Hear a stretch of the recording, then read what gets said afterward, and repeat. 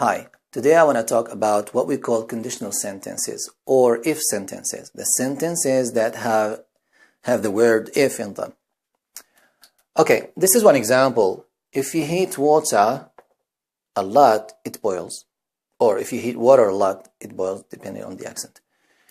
Okay, so if you heat water a lot, it boils. As you can see, this big sentence, it's a complex sentence actually, has two parts. This is one part that has the word if in it, and this is another part that completes the big sentence. So what's happening here is that in the first part where we have the word if, we have the condition, and in the second part we have the consequence or the result. Today I'm going to talk about zero conditionals.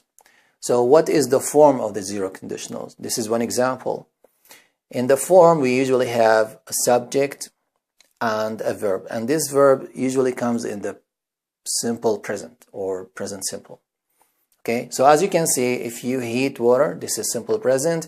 It boils, this is simple present. So when it comes to the form, we don't have will, but we have simple present in the two parts of the big sentence. Okay, so why do I use zero conditionals? I use the zero conditionals to talk about facts. This is one fact. This is another fact. For example, people die if they don't eat. This is actually a fact. People die if they don't eat. And we use them also to talk about things that are sure to happen. Things that always happen. Okay? So, for example, look at this sentence. If I find difficult questions, I ask my teacher. This situation always happens. It has happened before and it keeps happening. So if I find difficult questions, I ask my teacher. This is something like always. So what did I use? I used simple present here, and I used simple present here, and I used if, of course. We can also use zero conditionals for a specific case where we have imperatives. It's like when you give orders. It's just like when you tell somebody go or don't go, stuff like that. So for example, this is an example. If you want to visit me, actually I have missed one. If you want to visit me, call me first.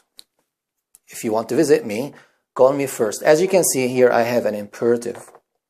Okay, I don't have a subject, and I started with the verb call. So that's another reason for using the zero conditionals when you have imperatives. Okay, one big note. If you want to start with the word if, then you usually have a comma. But if you choose to keep if in the middle to connect the two parts, then there's no need to comma. And there is no problem whether you start with if or you put if in the middle. That's one thing. I wrote a note here. You can replace if by when. Yeah, one big way, one tricky way to distinguish between zero conditionals and type 1 conditionals is that you can simply replace the word if by the word when. So people die if they don't eat, or people die if they don't eat, or when they don't eat. It's the same actually. When you heat water a lot, it boils, or if you heat water a lot, it boils. As you can see, you can simply remove the word if and put the word when instead of it. Okay, that's one big tricky thing that I want you to keep in your minds. Okay, and I think that's all for now. This is zero conditionals. We use the simple present for every part of it, and here we have a special case where I had the imperatives. I had an imperative here. I used the verb and given like an order instead of having a subject here. Okay. Okay, so we use it for facts, and we use it about things that always happen or we are sure to happen. Okay, and thanks for watching.